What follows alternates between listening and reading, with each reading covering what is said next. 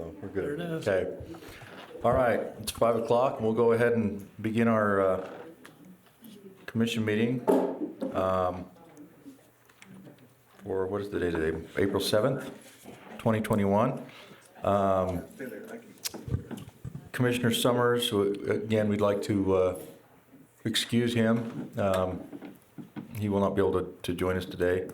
So I'm going to be chairing the meeting, and I've asked, let's see, Sean's here, so I've asked Commissioner Scott if he'll give us the invocation, and then Sean Thornley will lead us in the pledge. Our dear Heavenly Father, we're thankful for the opportunity to be gathered here this evening. We're especially thankful for this wonderful area of this county that we live in. Thankful for the good people that live and work here, and especially thankful for those that serve and protect our county employees and those in law enforcement, fire, and EMS. Please bless them in their duties, and please help them that they may return home to their families each day.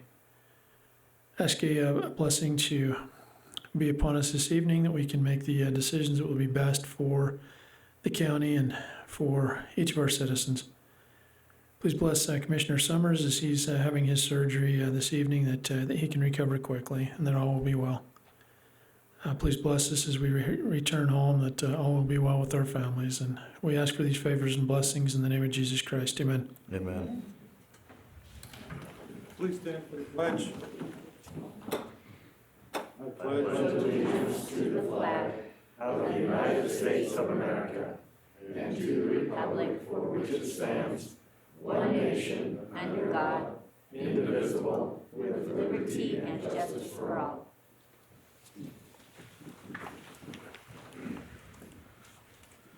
All right, thanks, Commissioner. Thanks, Mr. Thornley. You did a chance to look over the minutes for March 17th? I did. I'd make a motion that we approve our minutes from March 17th. Okay, I'll second that. I have a motion and a second. All in favor? Aye. Aye. Okay. Don't have any future agenda items to discuss. Any former ones that you can think of? Okay. Looks like emergency management issues or public interest. We'll move on. Let you give your COVID report. Yeah, things are going relatively well. We had a small spike in the number of cases a couple of weeks ago. It's trending back down. I believe that we only have about 79 to 85 active cases in the county right now. As far as stats, we are just under 20% of the other people in Box Elder County have been vaccinated, have received that. It is going out to pretty much anybody that would like it over the age of 18. You may have a little bit of a wait just because of the number of doses that were allocated. But if you watch on the health department website and, sign up for one of their clinics, you can get into that. You can attend any of them in Box Elder, Cache, or Rich. With the exception, there are a handful that's being done in Logan City. You do have to be a Logan resident to receive those just because of the funding, where it came from. It was specific to Logan residents, but some of the federal partners are starting to do the vaccinations as well, the pharmacies, and so you may want to look and check into to those as well if you can't get into the health department. But April 10th, it's slated that the mask mandate that has been coming down from the state will expire. And so what we're telling people is, if you still feel comfortable wearing a mask, if you're not 6 feet away from somebody, that's your prerogative. Feel free to. That will not be lifted in the schools. That is coming down from the state school board. So that will remain in effect through the remainder of the school year, from what I understand. It's also up to private businesses. If they would like to continue to mandate masks in their place of business, that's certainly their prerogative as well. But the statewide mask mandate is going to be lifted on April 10th. So, Okay. How'd that do? Sounds good to me. All right. Thanks. Yeah, hopefully we'll be talking about the fair or something else here in the next month or two, and this COVID thing will be in the past. So, Amen. Okay. All right. If there's nothing else, we'll move on to requests for the county grounds. Linda Lowe and Susan Nieder, you want to come up here and just sit up here to the microphone, pull that microphone up close so that Marla can get your voice and state your name All right. for the record. Can you hear me now? Is this good? Yeah. Okay. So my name's Susan Neidert, and I'm part of a group of 3 agencies that want to start a fundraiser for nonprofits in our county. We're calling it Box Elder Run Strong, and we've got most of the nonprofits on board to join us. We want to do a race and a series of races and events to raise awareness and also raise funding and give everybody a chance to donate to the nonprofits. The money collected will go into a pot and redistributed to all of the represented nonprofits. I have a little thing here. I actually, if you want to pass it around a minute, it says community count. We like the idea of Box Elder Run Strong, and I think it could be a fun event. We are working with the health department to make it COVID appropriate if on June 12th it's not going to be a good day. Our goal is to make it an annual event. We've already talked to the people that do the Heritage Arts Festival. We would probably in the future always do it in conjunction with the Heritage Arts Festival. We were looking at them they like to use a city plaza. We would use the county courthouse parking lot. So right now we're debating. We have another option to maybe use the high school this year as the health department recommended, because if we did a race, we could do it on a track and use the bleachers and have people up and out of the way. I don't know, Scott, you've seen I that have, already. yeah, you gave me a copy of that last year. Yeah. So I guess right now we're asking if we decide to do it on the county parking lot, if we would have permission to do so. What dates were you We're looking looking at? at Saturday, June 12th. June 12th? Okay. Uh-huh. That'd just be for that day. Just for that day.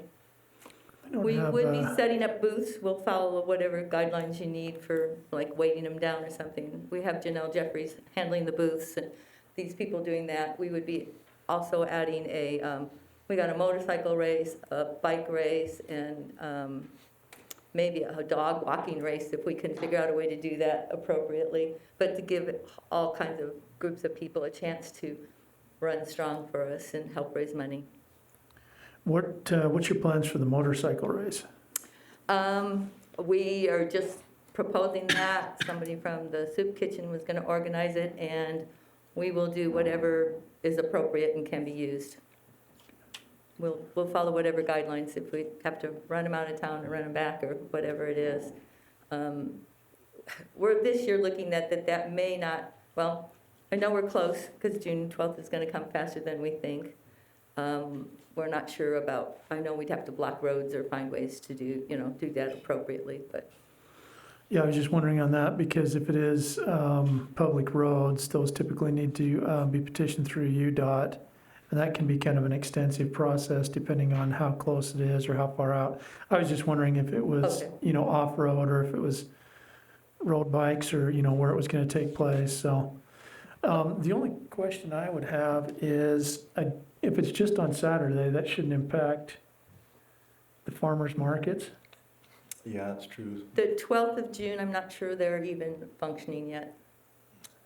Okay, They usually We'd don't have to open coordinate till that, Thursday. 'cause we'd have to check with Dave Walker. Dave Walker had requested, I think, starting sometime, I thought it was The around the first 19th? part of June. It was around then. You may want to check with Dave Walker, because that was approved about a month ago. Mhm. Okay, And so that would be the one potential conflict, is if they already have that reserved. I haven't had a chance to really talk to him. He knows about this. I'm sure that we could Yeah. cooperate Maybe and work work something out together. with them. Okay. Most of his activities are on the plaza. He usually only uses the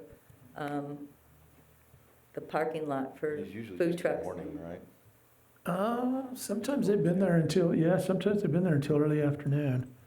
But, yeah, we may want to coordinate that with him. And then the only other thing is, depending on where the booths are, we'd want to coordinate with our buildings official, Cody Illam. And if there are going to be any, like easy ups or anything like that on the lawn, we just need to make sure that they're not staked. Yeah, We're friends with Nancy Green, and they Okay. have all those weighted posts Yeah. and stuff like that. We would, If We we know blow that a those things sprinkler, are all we get in necessary. trouble with Cody. He, Yeah. he doesn't like that, so. Yeah, You requested June 6th through September 9th. Yeah. that's what I oh, the thought. 5th, So, wow. yeah, Yeah. Okay. I thought that they started around the 1st of June, so you may want to check with Dave, and if it can be a dual event and it doesn't conflict with each other and there's room for everybody. We've worked with Dave a lot. That's no I'm- problem. David, that's fine. We- I'm okay with it if they're okay with it, but, obviously they'd have precedent since they were already in here. We are looking for a headquarters. Normally, yeah, we're looking for it as a headquarters. Normally, the Heritage Arts Festival has that whole 12th of June, and he would not be there. And we've already talked to them. They're not going to be in the plaza this year. Maybe Dave has decided to jump in. Yeah, But if it's normally the Heritage Arts Festival, they thought it would be really cool for us to do a dual event. Maybe we can just approve it pending pending, Dave's, working it out with Dave. yeah. Yeah, that would be my motion, is that we approve the use of the county fairgrounds for your event pending coordination with Mr. Walker and the farmer's market. I'll second that. Have a motion by Commissioner Scott, second by myself. All in favor? Aye? Aye. Okay. The only comment I'll make is this is conditional on, is that what we decide to do? We also have permission from the Box Elder High School to do the festival there this year if we don't have a dual event going on, just because we can do it with masks and do it safer and count heads. And if COVID is still a problem, we might opt for that. So just to know that we have those options, we appreciate. Okay. Very Yeah, good. we Thank you. appreciate you coming in and talking to us. Mitch? Not that it's super important, but I think you said county fairgrounds. It is here, right? I think I did when she came up, I said fairgrounds, but we're talking about the county. I'm talking about the motion, but anyway, I Oh. don't. Did I think say that's what you meant. fairgrounds? Yeah, but Oh, county Um, courthouse, I was parking lot. Just gonna make a comment to Susan. Have you talked to Brigham City about using roads and stuff? Because they have like, for nonprofits, they have an insurance thing that you can pay and stuff. Anyway, you might wanna talk to They know Christie. that we're doing this. We haven't finalized anything. We're trying to decide where we were going to do it, and they know. Just might be helpful to talk to Christie at Yeah. the rec department. Yeah. I think Well, she they could help wanted you a us lot. first to say, if we wanted to use this as our headquarters, we needed your permission. Mm-hmm. Okay. Thank you, though. Jenica? well, that's the same thing. If they're gonna use our grounds, they have to meet our liability insurance requirements. So I'll need a proof of insurance. I have liability insurance, I could cover it. Okay. All right. Well, we appreciate you coming in, and let us know if there's anything we can do to help as far as Thank you. coordinating that with Dave. Okay, appreciate it. Thank you. Thank you. Well, I'm just gonna change hats and invite Lisa. Yeah. Okay. I'm working with Susan to do the Chalk Art Festival during the, Art on Main. If you'll state your name for the record. sorry, Lisa Wyatt. Okay, thanks. And I'm here to request one area, if we can't get permission for that one, possibly a second one, to do the chalk art portion of the festival.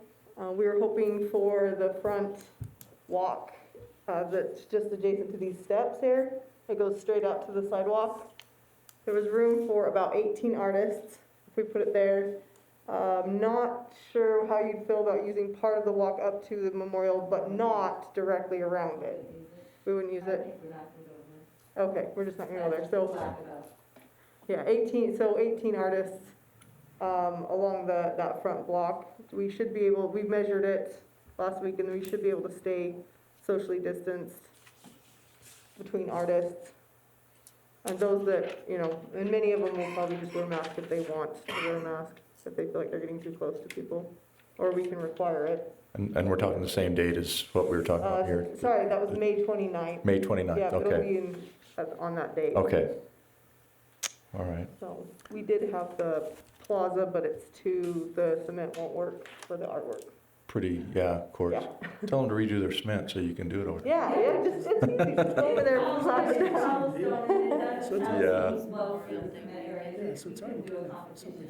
Yeah, I tested it and it didn't work. pretty rough. Yes, very Yeah. rough. Okay. We appreciate last year. That was Yes. an awesome success. Thank I don't know if you. you were able to notice how I've- many people I drove noticed, the rest I noticed the some of weekend. it. It was pretty neat stuff. It was pretty good It was art. cool. I'm usually out of town on Memorial Day, but I saw it when we came back in. We drove past and looked at it. When Dave Walker was here and was talking to us about the farmer's market, he specifically mentioned this as well over Memorial Day. And so he'd already kind of talked to us a little bit about the Chalk Art Festival and use of the sidewalk and stuff, so. Oh, did he? Oh, okay. Well, they didn't specify which one, and we like this nice wide one going straight out here, and I think people can get around without using that as a main walkway. We should be able to leave space for people to walk or wheelchairs to go up and down the center aisle and then out to the sides if they need to. Okay. It should be able to keep the aisle clear, at least once the art is finished. I wouldn't say it's gonna be clear when we're doing the work. Okay. Yeah, I think the only concern that we've ever had is still having access for people that, are on the sidewalk, and then just making sure that the art is art and it's not stuff that would be considered distasteful to, the public coming through.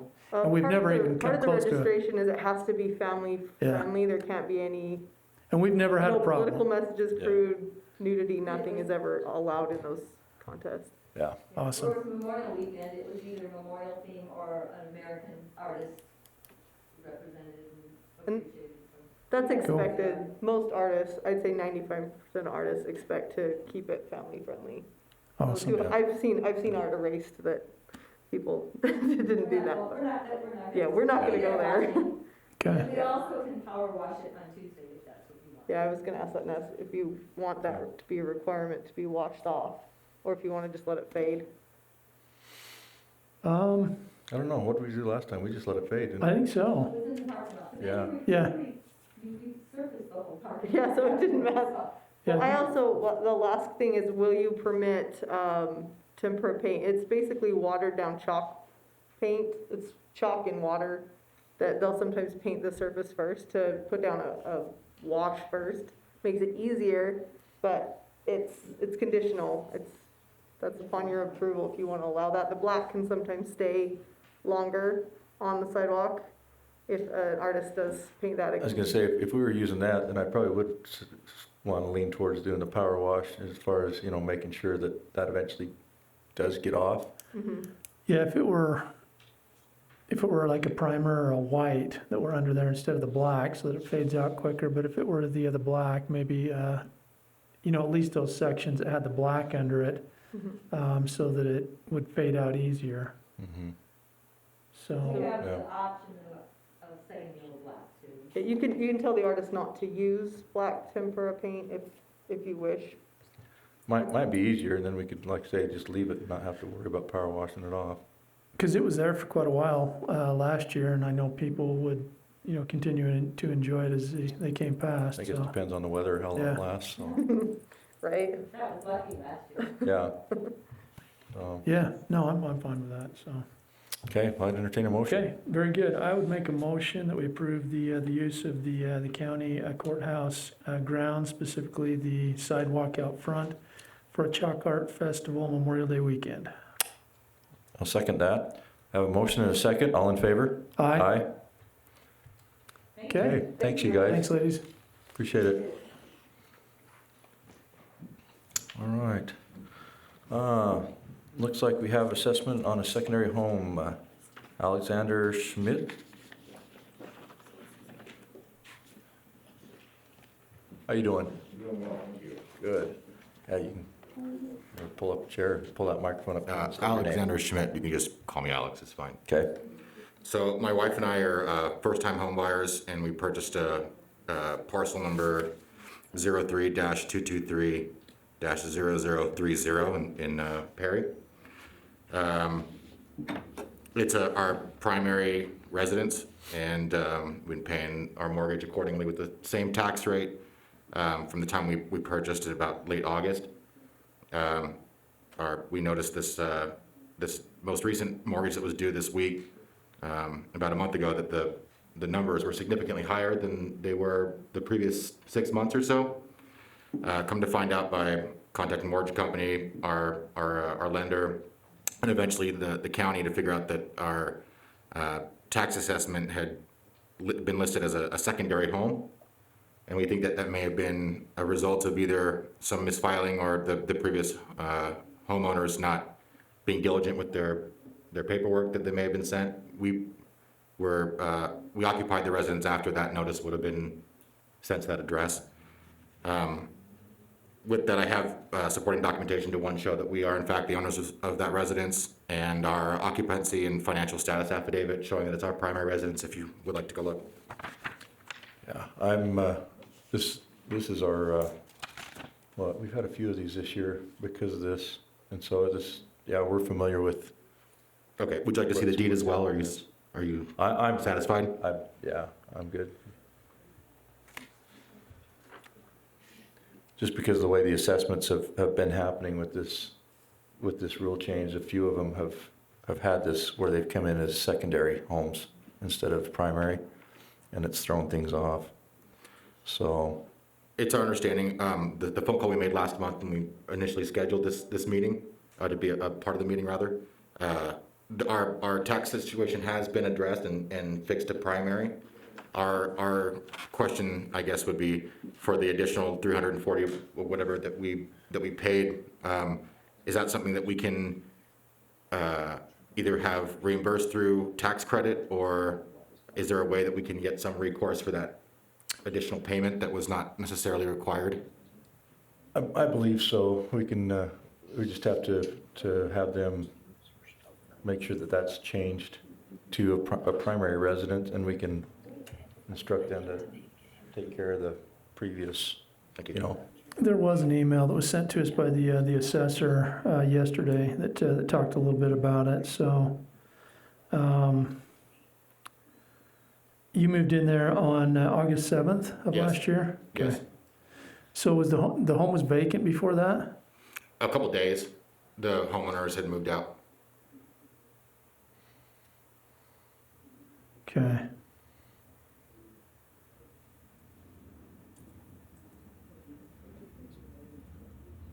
I don't have anybody here from the assessor's office, do we? Oh, I just wanted to add, the homeowners were renting another home nearby, and they were out of that house. It was for a couple months that they had been coming back and forth. That's right. They had been renting a nearby Okay. property. okay.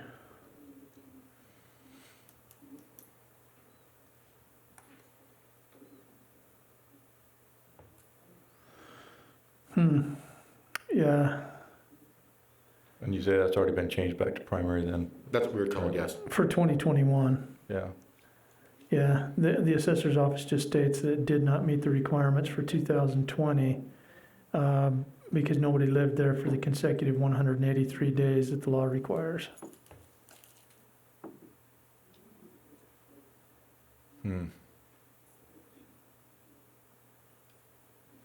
Do you know on that, Steve? I mean, I'm assuming that it can be multiple residents. It doesn't have to be the same resident, because if you have somebody, I mean, if you have somebody take over in September, they would continue to pay as a primary residence.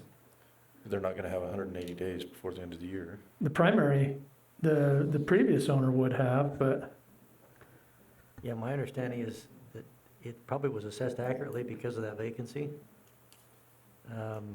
Probably should have been handled at closing or something, allocating the costs. Doesn't sound like it was, right. so, Because it would have been a primary residence, well, it may or may not have been a primary residence for the people that had Right. previously lived there if they were renting a home, doesn't sound like it was if they were living somewhere else. right?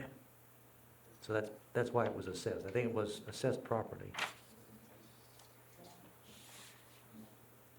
But the taxes should have been taken care of by the prior resident to that point, and then it should have been a primary residence for the Schmitz from there forward. That's my understanding. So your property taxes you paid for 2020, you just paid those, and those were at the higher rate, or were those? So, originally, what kind of raised the red flag for us was all of a sudden we were asked to pay a 21% increase on the overall mortgage. And it's like, whoa, something happened. And it wasn't until we finally called the Box Elder County's office and said, hey, can you help us explain what may have happened? And they said, oh, well, it looks like it's shown it no longer qualifies for the primary residential exception. And like, well, this is definitely our only house. We thought maybe there was an issue there, but So what was the amount that you paid in excess then from what you should have I paid? think it's about $340. 340. I don't have the exact number right in front of me, but And did you pay that during 2020? this was today was the first time we paid that amount. It had been the lower tax amount for those first 6 months. Interesting. So it just barely got raised as of your March payment? This month, yeah. Your April Technically payment. April, yeah.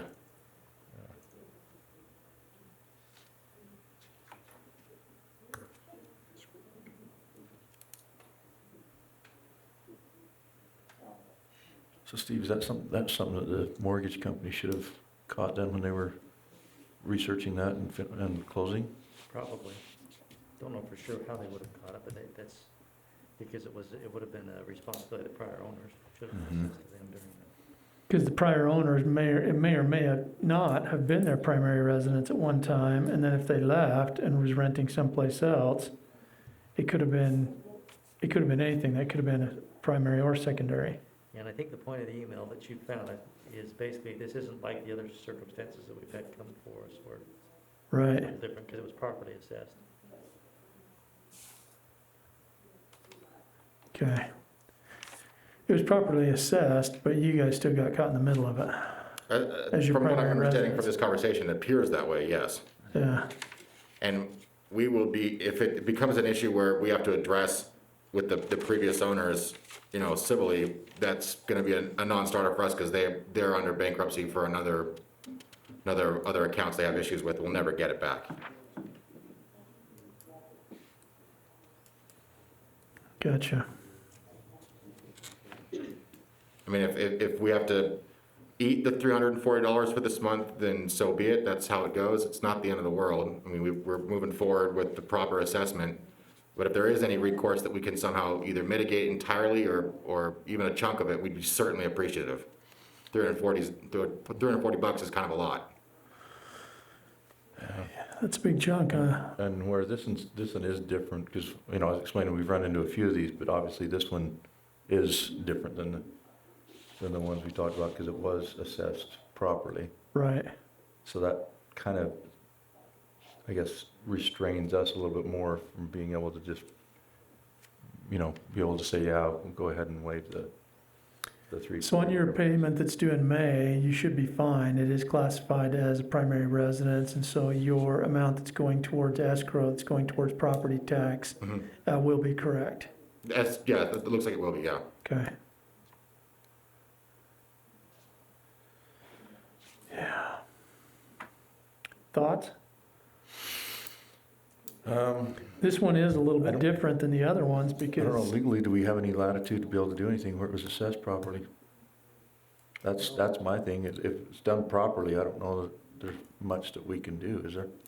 It's more of a policy. I mean, commission has a right to waive anybody's taxes. But once you start doing that, you open the door to, Yeah. especially if they've been properly assessed. Mhm. That's why I say where it's been properly. Usually there's been a glitch or something in there where we could kind of warrant it and say, well, for this reason, we therefore will. But in this case, I don't know that we have that. I personally, I'd like to be able to help out and do that, but at the same time, it does open the door to a slippery slope, because then you get others coming in, and if it's properly assessed, then how do you justify it? Does that definition only apply to the owner of the property? Because if that's the case, they are renting from another landlord in a secondary house where they're paying a mortgage on the primary. They're not renting a second property as in landlord. They are paying someone else who owns the property rent currently and at the time of the purchase. See, that's where I'd have to I guess, talk to somebody in Rod's office, because, I mean, if they, so they were renting from somebody else, or they were? Currently, they are. They, but, And it's, I guess, it's our understanding that during the sale of the house that we got from them, they retained ownership and were renting a house nearby and living, I guess, there, coming back and forth to get mail and do housework to appreciate the value. so how is it assessed, I guess, if that's the case, and there was no ownership of another house to make it primary for them? Question for the assessor, probably. Yeah, I'm guessing that it was still being assessed as primary residence because they wouldn't have had any reason to believe otherwise, Yeah, unless, if there was a title change. But even if it sat empty, it's still a primary. yeah, as long as somebody's paying the property tax, there wouldn't have been a reason to think that anything had changed. And then if they were renting, whoever they were renting from, it would be the landlord's responsibility to pay on that property. Mm-hmm. So, Yeah, I see what you're saying on that. yeah. So- No, it's a good question. I'm with you. I don't know what we can do on this. Do we table it to talk to Rod and the assessor and find out, because I guess I'm trying to figure out how is it properly assessed if there was never another primary resident for those guys? I mean, if they're renting from somewhere, that's the landlord's primary resident, or that's the landlord's issue, not the renters. Yeah, this says it would mean that nobody lived there for the consecutive 183 days. So if the prior resident was out of there for a couple of months, That's 60 days. yeah, they could have been, close to 180 days, but it wouldn't have been, the 183. So I don't know. Yeah.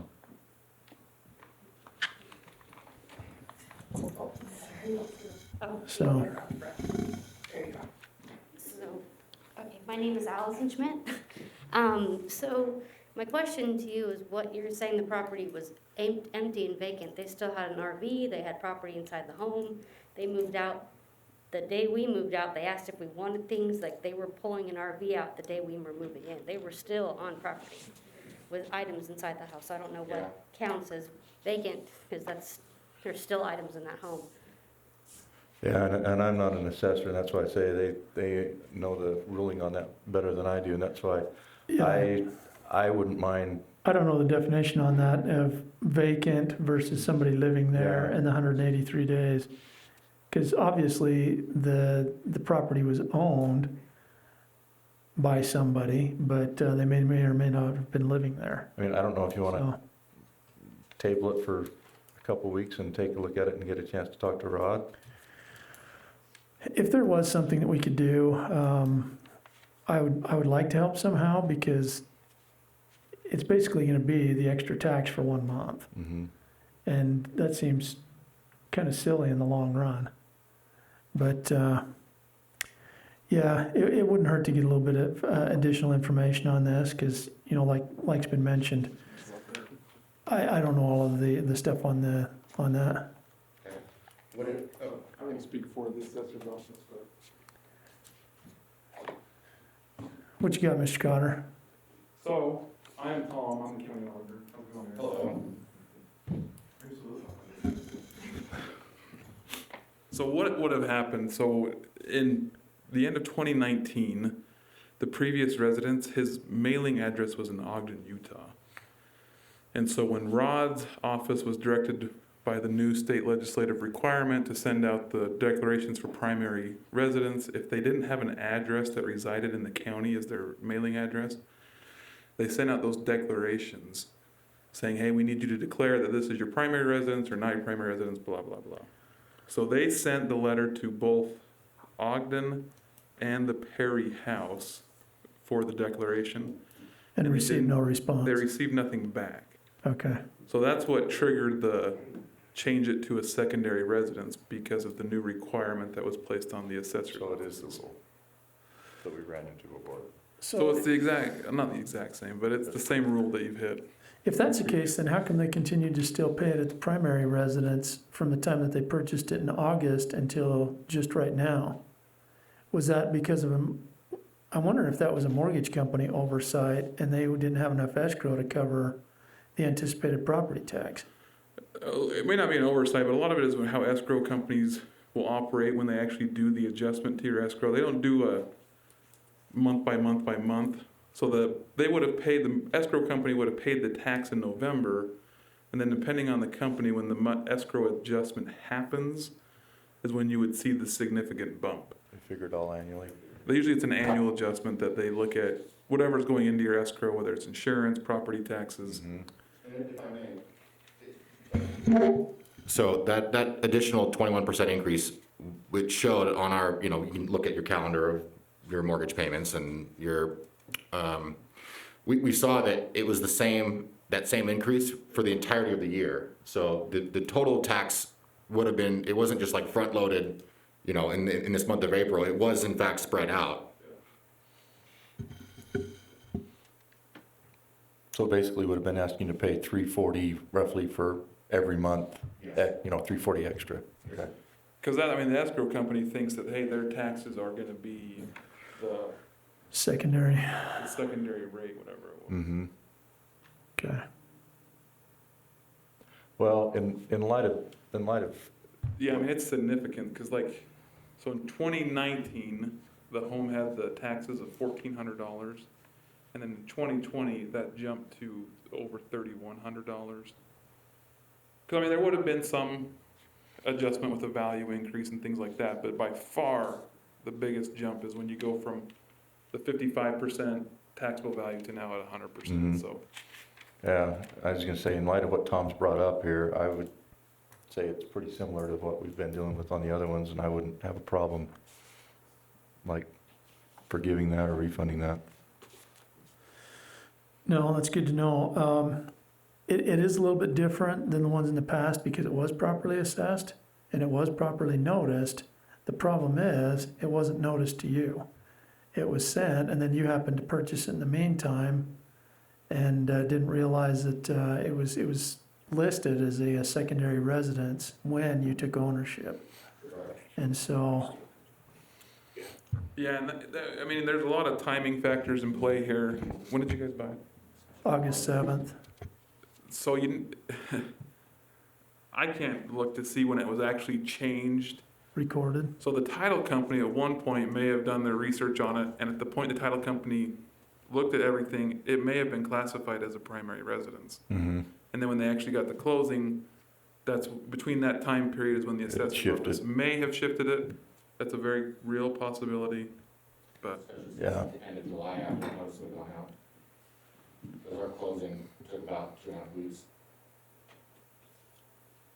So basically what you're saying, Tom, is kind of the perfect storm of everything happening and certain things that made it probably. Yeah, so actually, so it looks like the redetermination was final on July 9th. So I'm gonna, not assume, but I would bet that the title company was doing stuff before that date to get everything wrapped by the August closing Mhm. date. But I'm no title company, I don't. Gotcha. No, that makes sense. That's a little bit of additional information. So, Well, and I guess if we were talking about trying to reimburse thousands of dollars, I'd be a little bit have more heartburn about it, but where it's $340, now the one question, this needs to get communicated to the mortgage company somehow so that they're getting the right amount on escrow. We have been in communication with our. Okay. Yeah. Very helpful with us. Actually, they're the ones that kind of directed each step, like, Okay. okay, try this. Now go. So it's all been adjusted and corrected, so you're on track. Yes. Okay, so technically your payment that you make as of May 1st should be back to normal.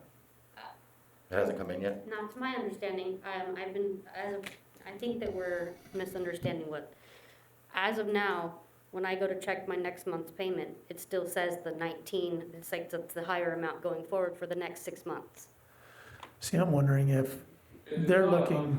Situation for a lot of times. In other situations, usually it involves in my office when it's a veteran, and there's been some type of tax exemption granted, we send a letter to the escrow company stating, hey, this individual has has an exemption on their property, we anticipate the tax liability to be such and such. Please consider this when taking into how you estimate their escrow.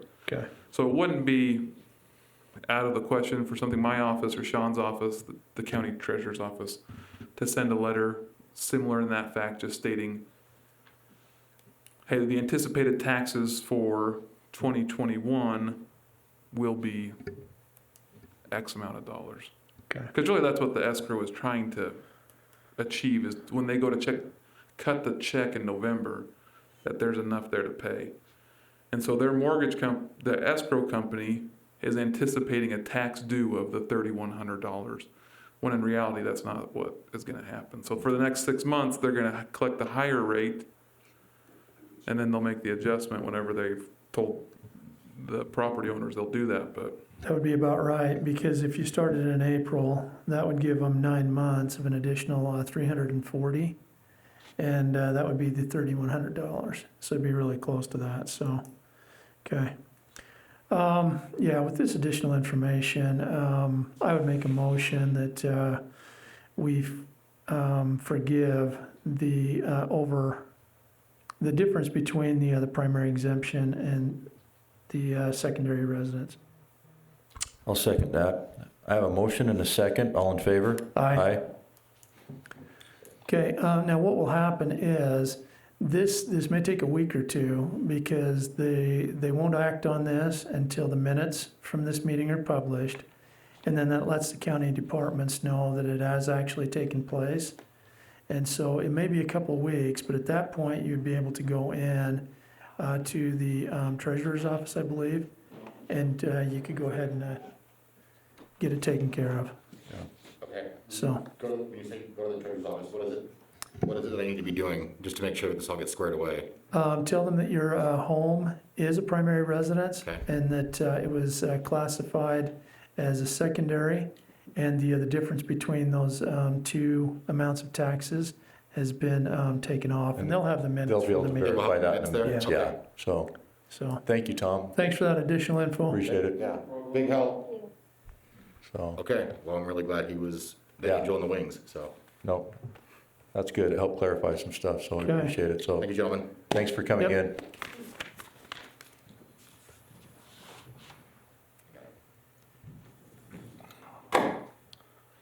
Okay.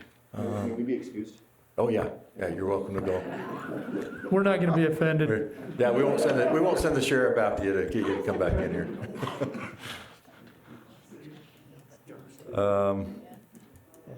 Dave Uri. See you in. Is Dave here? I don't see Dave in the house, Sitla? so, Okay, and we don't have anybody filling in for him, so I guess we'll skip over that one. Come back to it if he comes in late. Gordon, you're up.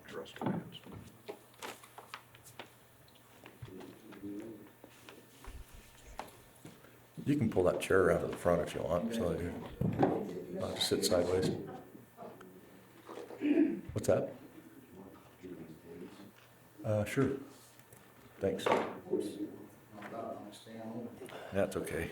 Thanks, sir. I think he is he's knocked already over been today. knocked over today.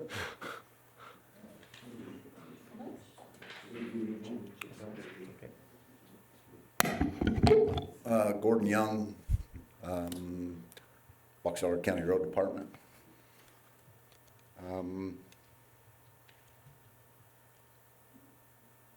We are asking to be able to close the roads in 4 different locations, but the one for this Saturday, April 10th, across the landfill road is the one where we found the water main problem, so we can scratch So that that off. scratched off. Okay. But the other 3 are still in effect? Yes. Okay.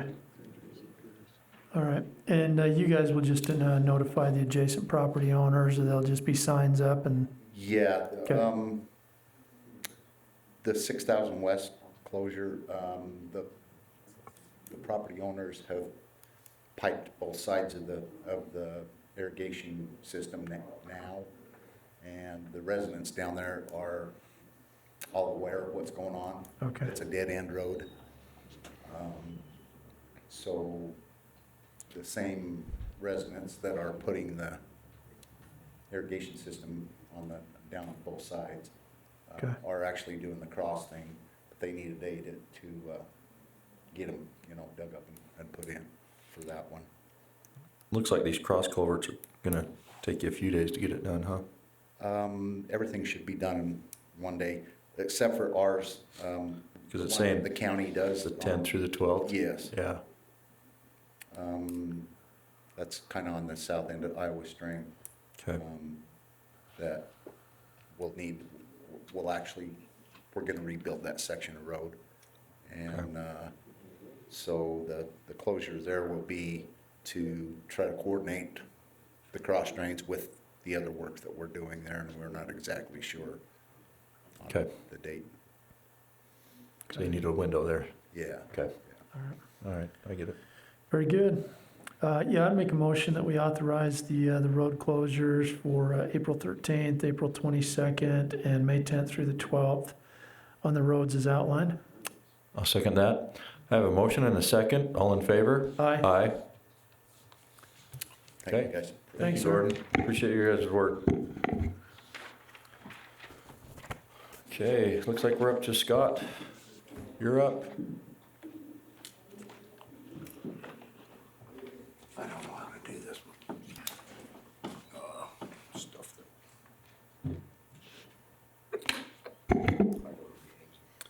All right, my first item is Ordinance 528. This is a petition to rezone approximately 1.05 acres. This is located in the South Willard area. The current zoning is CG, or General Commercial, and the request is to change that to RR1, which is a rural residential 1 acre. This zoning request went before the Planning Commission at their March 18th meeting. A public hearing was held, and there was no opposition to the request. And the Planning Commission, following the public hearing and discussion, forwarded a recommendation of approval to the County Commission. This request has also been reviewed by staff, and staff finds no reason for the Commission not to proceed with this. So if you have any questions, be happy to answer those. Oh, I remember this one. Yeah, I'd make a motion that we approve zoning map amendment ordinance 528. Second, I have a motion and a second. All in favor? Aye. Aye.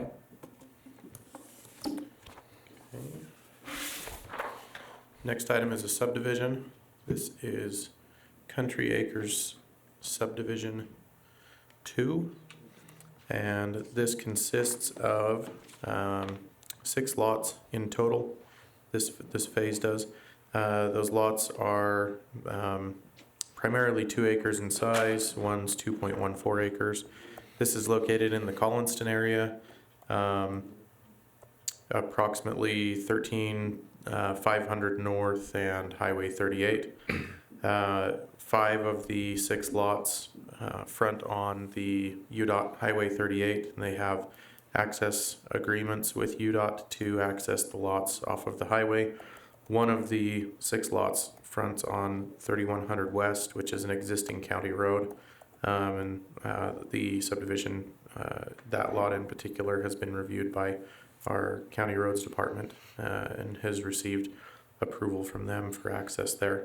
So with that being said, all applicable county staff has reviewed this subdivision and comes with a recommendation of approval, as well as the Planning Commission having reviewed it and forwarding a recommendation of approval.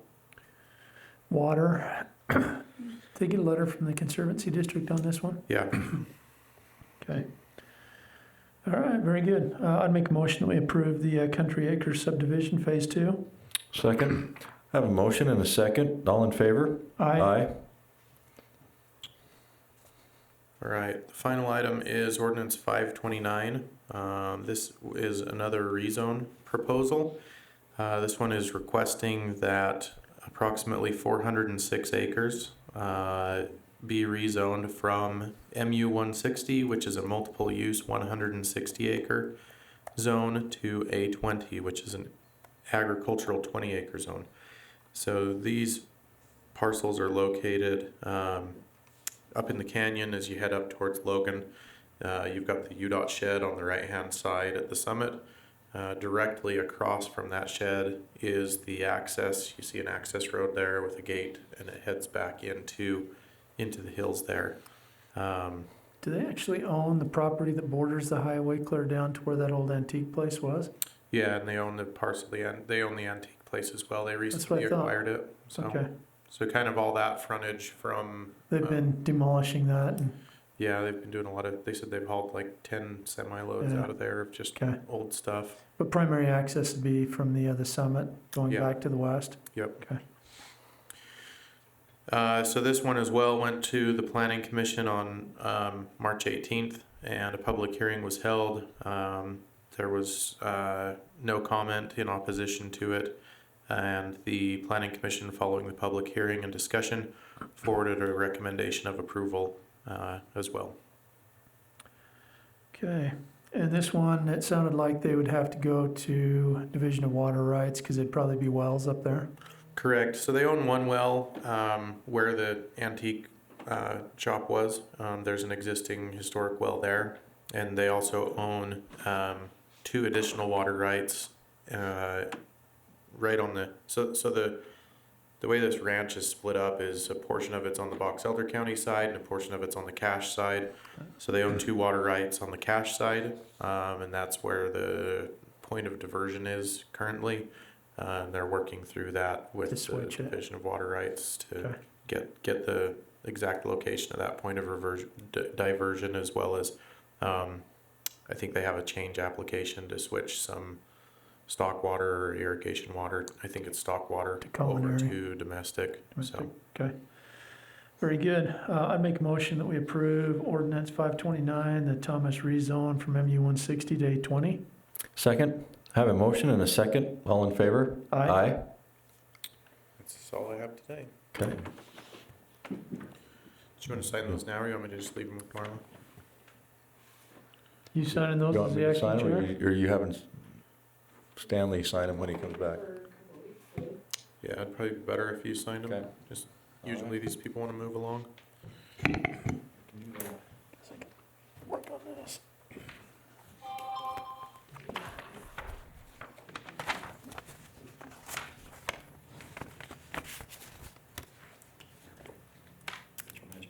Right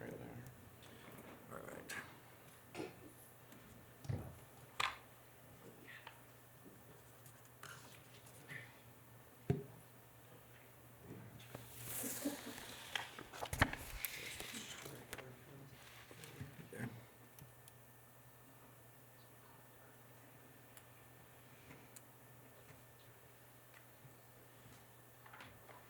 Anything on that one?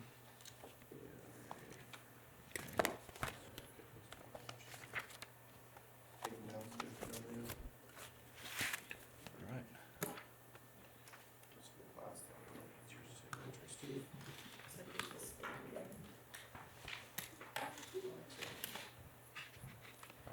That popped off one of the ordinances.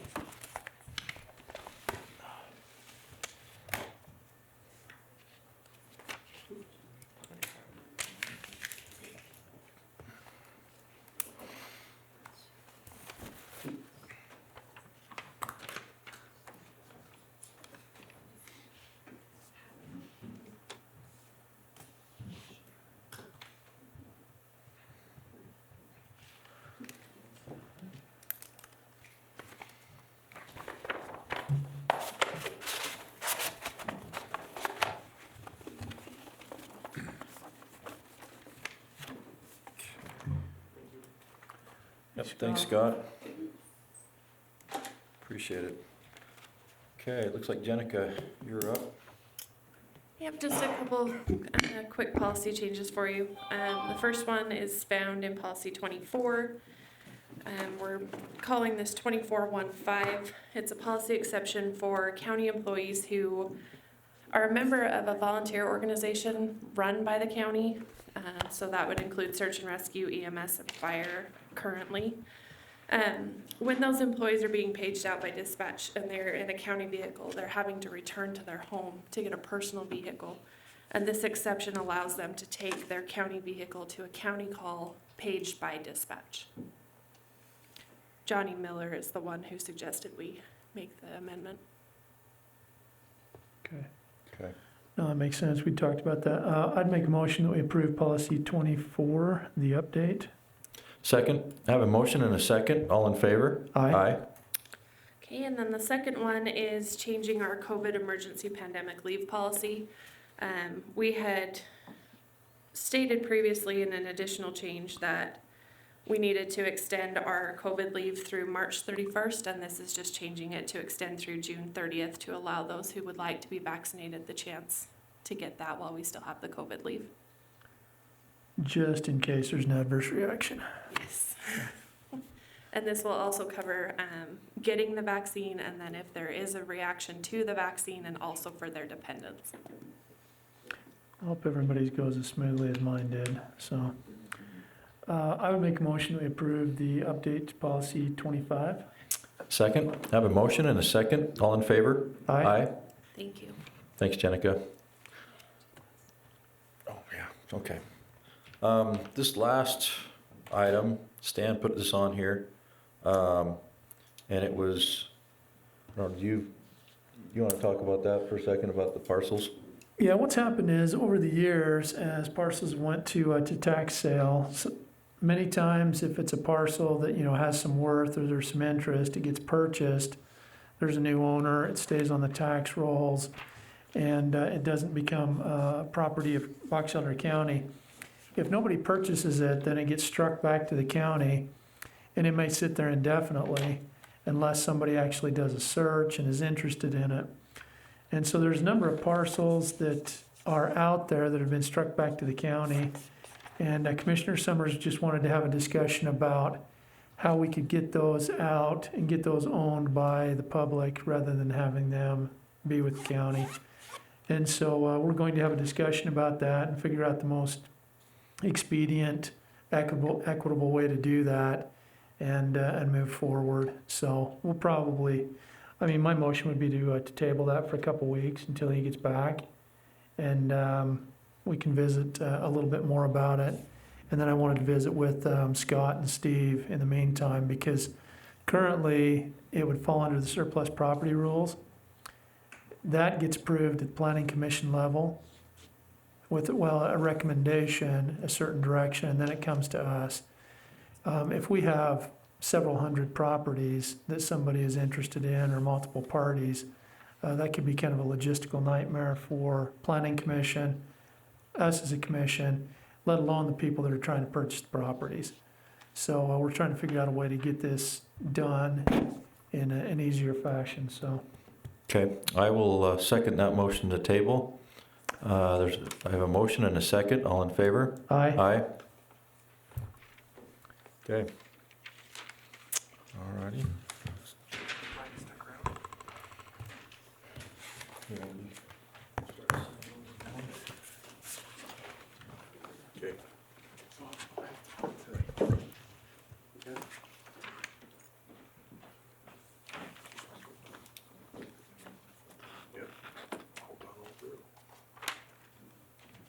Thanks for the information.